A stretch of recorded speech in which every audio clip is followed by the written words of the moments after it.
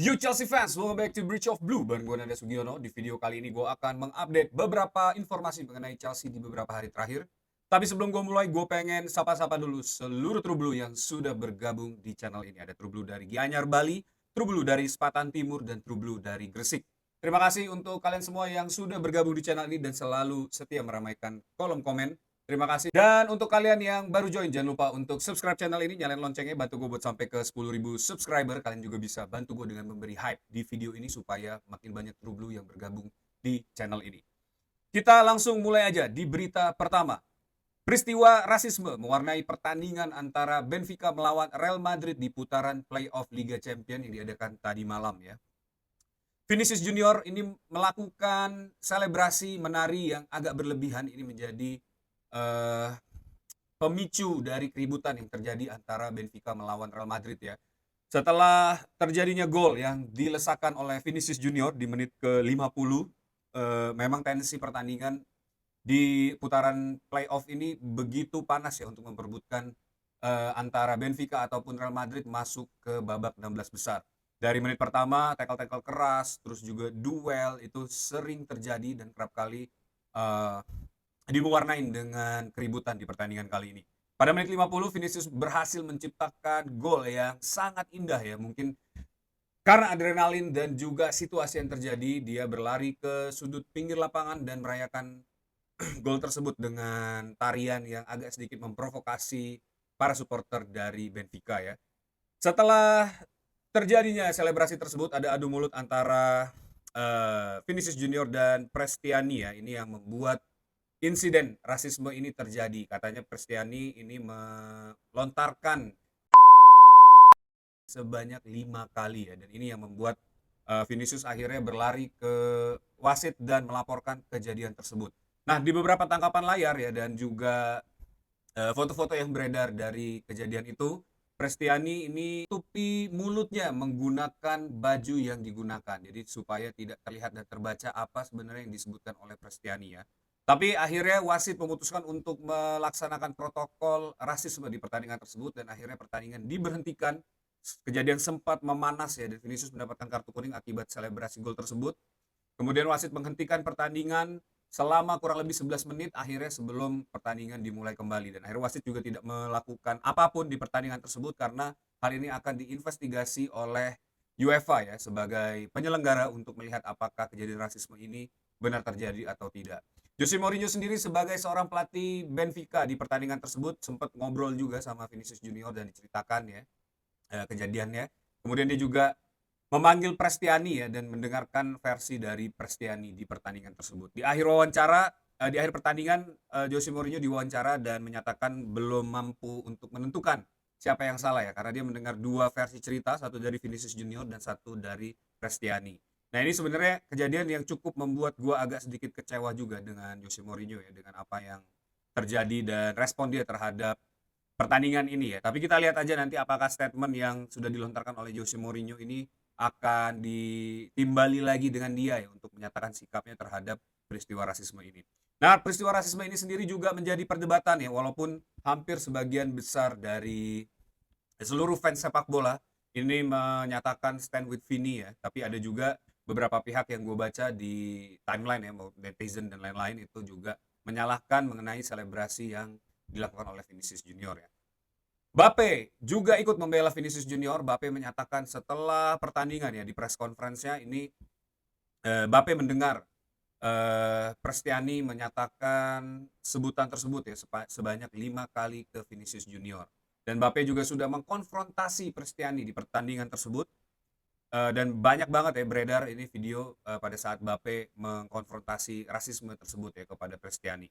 Nah, itu juga pernyataan dari Bape dan akhirnya dia menyatakan bahwa pemain seperti Prestiani ini tidak seharusnya bermain di Liga Champions ya dan harus tidak diperbolehkan untuk main lagi di Liga Champions. Nah, di dalam pernyataannya Vinicius Junior juga menyatakan secara resmi ya dari Instagramnya, rasis pada dasarnya adalah pengecut. Mereka perlu menutup mulut dengan kaos mereka untuk menunjukkan betapa lemahnya mereka. Namun mereka dilindungi dari pihak lain yang seharusnya memiliki kewajiban untuk menghukum mereka. Apa yang terjadi hari ini bukan hal baru dalam hidup saya maupun kehidupan tim saya. Saya bahkan mendapat kartu kuning hanya karena merayakan gol. Sampai sekarang saya tidak mengerti alasannya. Di sisi lain, itu hanyalah penerapan protokol yang buruk dan sama sekali tidak berguna. Saya tidak suka berada dalam situasi seperti ini, apalagi setelah kemenangan besar ketika seharusnya pemberitaan fokus pada Real Madrid, tapi ini perlu disampaikan. Itu dia ya. Ya, Jose Mourinho juga belum menyatakan sikap yang tegas setelah pertandingan ini, tapi katanya setelah pertandingan juga ada konfrontasi ya antara Rui Costa di tunnel untuk ke ruang ganti dengan para staff dan juga pemain Real Madrid ya. Jadi memang benar-benar match ini sangat panas, match yang benar-benar kelihatannya punya tendensi yang luar biasa ya. Entah apa yang terjadi antara Benfica atau Real Madrid, mungkin fans Real Madrid yang berada di channel ini bisa menjelaskan lebih detail mengenai kejadian atau background kenapa pertandingan Benfica dan Real Madrid ini begitu panas ya, selain karena memang ada ada gol ya, ada gol di pertandingan terakhir itu pada saat Real Madrid datang berkunjung ke Benfica ya. Nah, setelah pertandingan ya, beberapa pundit ini juga menyatakan sikapnya. Thierry Henry di pertandingan tersebut ya juga menyatakan kekecewaannya terhadap apa yang diterima oleh Vinicius Junior ya. Menurut Henry ini adalah peristiwa yang seharusnya tidak terjadi dan sangat tidak layak ditampilkan di layar kaca ya, apalagi pada saat seluruh dunia melihat pertandingan tersebut ya. Apa yang dilakukan oleh Prestiani ini menutup mulutnya dengan kaos itu harusnya juga menjadi perbuatan atau gesture yang sangat tidak patut untuk dilakukan di atas lapangan ya. Terutama dengan ditutupnya mulut Kristiani, semua orang tidak tahu apa yang dibicarakan ya, dan akhirnya Vinicius bereaksi seperti itu merupakan salah satu indikasi hal buruk yang dikatakan oleh Kristiani. Menurut Angry, walaupun bukan rasisme, tapi tindakan tersebut tidak terpuji dan tidak seharusnya dilakukan. Dan wasit juga harusnya memberikan kartu kuning atau kartu merah pada saat pemain memprovokasi dan menutup mulut mereka ya. Ini menandakan ada satu sistem yang agak tidak berjalan di pertandingan ini menurut Thierry Henry ya, dan itu harus segera diubah. Dan Thierry Henry juga menyatakan jika memang itu tidak perkataan rasis ya, dia pengen menanti apa yang dikatakan oleh Prestiani di kejadian tersebut ya. Harus dibuka seterang-terangnya supaya seluruh publik juga tahu mengenai hal itu ya. Menurut Henry ini juga adalah perbuatan yang sangat pengecut ya. Harusnya tindakan tersebut juga diberikan peringatan tegas atau hukuman langsung di lapangan ya. Senada dengan Thierry Henry, ini juga Jokol menyatakan sikapnya mengenai kejadian tersebut ya. Menurut Jokol, berbicara ke lawan dengan menutupi mulut ya, apalagi sambil memprovokasi adalah tindakan yang sangat pengecut. Hal ini tentu tidak dibenarkan di dalam pertandingan. Dan juga Jokol juga menyatakan seharusnya wasit menindak tegas perbuatan tersebut tanpa harus melihat dulu apakah itu adalah perbuatan rasis atau tidak. Karena provokasi tersebut memiliki indikasi yang luar biasa buruk ya, dan amplitudenya sangat berbahaya untuk di setiap pertandingan.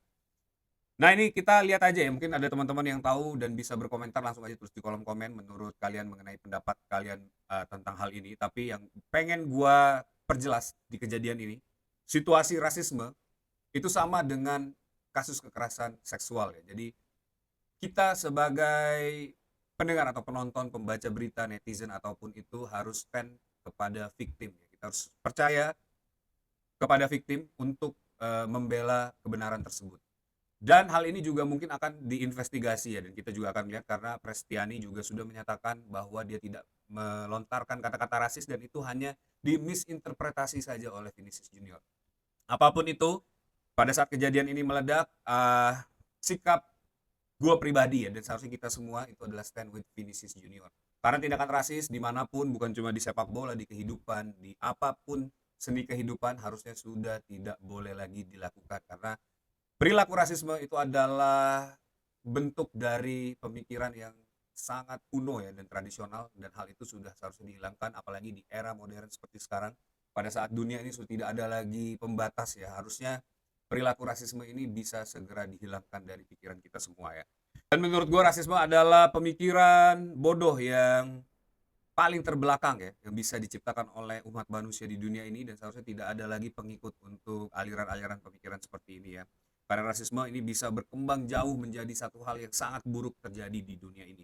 Mungkin buat teman-teman semua, para viewers gue agak sulit untuk relate ya, seandainya kalian belum pernah merasakan apa itu bentuk dari rasisme ya. Tapi gue pribadi di tahun 2011 ya, pada saat gue tinggal di satu negara di Eropa Timur, gue sempat mendapatkan peristiwa rasisme di negara tersebut. Kejadiannya pada saat itu gua naik bus dan di bus tersebut hanya tersisa 2 tempat duduk ya, satu yang gua dudukin, satu adalah tempat duduk yang kosong yang harusnya bisa diduduki oleh seluruh warga lokal di situ ya. Memang ini negara adalah salah satu negara terpencil yang mungkin belum banyak turis pada saat itu ya. Dan di kejadian tersebut tidak ada satu orang pun ya, satu orang lokal pun yang pengen duduk di sebelah gua ya. Mereka lebih memilih untuk berdiri, berdesak-desakan, bahkan ada nenek-nenek yang harusnya itu bisa duduk di situ ya. Bahkan gue sempat ngalah untuk memberikan tempat duduk tersebut, tapi mereka menolak dengan tatapan sinis dan juga raut muka yang kurang bersahabat pada saat itu ya. Nah itu walaupun tidak secara verbal ya, tapi perilaku rasisme tersebut benar-benar membuat gue tidak nyaman pada saat itu. Dan gue cuma berharap semoga gue bisa cepat keluar dari bus ini ya, karena situasinya benar-benar sudah tidak kondusif lagi, seluruh mata menuju ke gua karena gua pada saat itu adalah orang yang berbeda sendiri ya di dalam bus itu, dan situasi tersebut tentu membuat gua sangat kecewa dan juga tidak nyaman ya, dan gua akhirnya menyadari bahwa memang di dunia ini masih banyak hal-hal itu yang terjadi bahkan sampai saat ini ya setelah puluhan tahun terjadi ya. Nah, hal serupa juga gue alamin ya di jalan-jalan, di pinggir jalan atau apapun itu, dan sebagai seorang korban dari perilaku rasisme, gue pada saat itu bukan tidak pengen melawan ya, gue sempat juga terpancing emosi, tapi gue berpikir negara yang jauh dan juga gue nggak punya kerabat di situ, dan tentu power berada di negara asing itu adalah satu apa ya, kita punya keterbatasan lah gitu, jadi tidak bisa untuk mengkonfrontasi atau apapun itu. Akhirnya gue hanya coba berpikir rasional ya untuk melewati hal-hal tersebut, dan ya itulah yang gue rasakan, dan rasanya tuh nggak enak banget, dan rasanya itu seperti lu apa ya, ada hinaan yang mungkin nggak langsung disebutkan ke lu tapi melalui gesture dan lain-lain, dan tentu itu membuat lu sangat tersinggung ya. Tapi ya itulah, itu yang harus diubah dari seluruh mindset, terutama gue pengen seluruh viewers gue di sini itu untuk berpikir lebih open minded ya, bahwa rasisme itu adalah bentuk kebodohan terkuno yang ada di dunia ini pada saat ini ya. Nah jadi itu dia ya, semoga nanti dengan kejadian ini kita semua bisa ngambil pelajaran ya, dan kita stand with Vinicius Junior untuk menyatakan bahwa rasisme itu tidak boleh lagi diperlakukan dan tidak layak untuk bahkan even dipikirkan ya di benak kalian masing-masing, bukan cuma di sepak bola tapi di seluruh sendi kehidupan ya. Tulis pendapat kalian di kolom komen mengenai perilaku rasisme, atau ada yang mau sharing juga insight apapun itu, boleh silakan kalian tulis di kolom komen ya. Kita ke berita berikutnya, ini Nicolas Jackson yang siap kembali ke Chelsea ya. Setelah kemarin diberitakan Bayern Munchen tidak akan mempermanenkan Nicolas Jackson, hari ini muncul berita positif ya mengenai tanggapan Nicolas Jackson. Dilansir dari Kieran Gill, Nicolas Jackson dan Chelsea akan mengevaluasi opsi mereka bersama pada musim panas ketika penyerang berusia 24 tahun itu dijadwalkan kembali dari masa peminjamannya di Bayern Munchen. Chelsea berencana menilai langkah terbaik untuk semua pihak di akhir musim, termasuk apakah klub akan kembali mencari opsi penjualan dan mempertahankannya sebagai bagian dari skuad Liam Rosenior.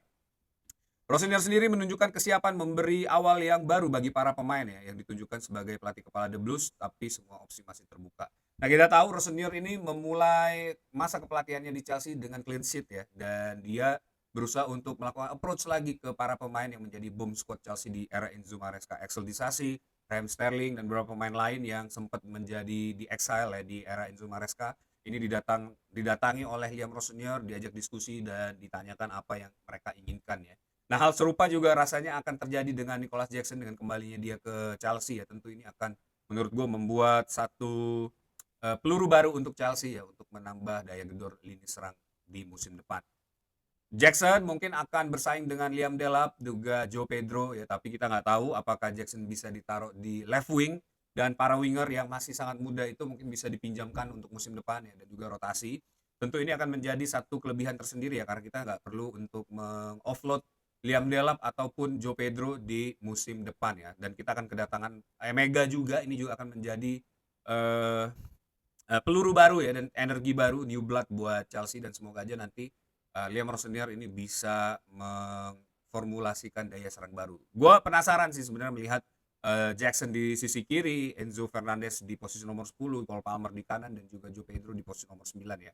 Mungkin Estevao ini bisa dimultifungsikan untuk dilakukan rotasi ya di musim depan, dan juga Emmanuel Emega ini yang akan bersaing dengan Joe Pedro di lini nomor 9 Chelsea ya. Ini akan jadi sangat menarik, dan semoga aja dengan datangnya Jackson ini bisa mengamplify lagi ya kemampuan lini depan Chelsea untuk menyerang ya. Nah, coba tulis pendapat kalian mengenai Nicolas Jackson, apakah harus ada striker yang direlakan ya untuk di offload di musim depan, atau sebenarnya Nicholas Jackson ini bisa dimainkan di posisi left wing ataupun nomor 10 untuk musim depan ya.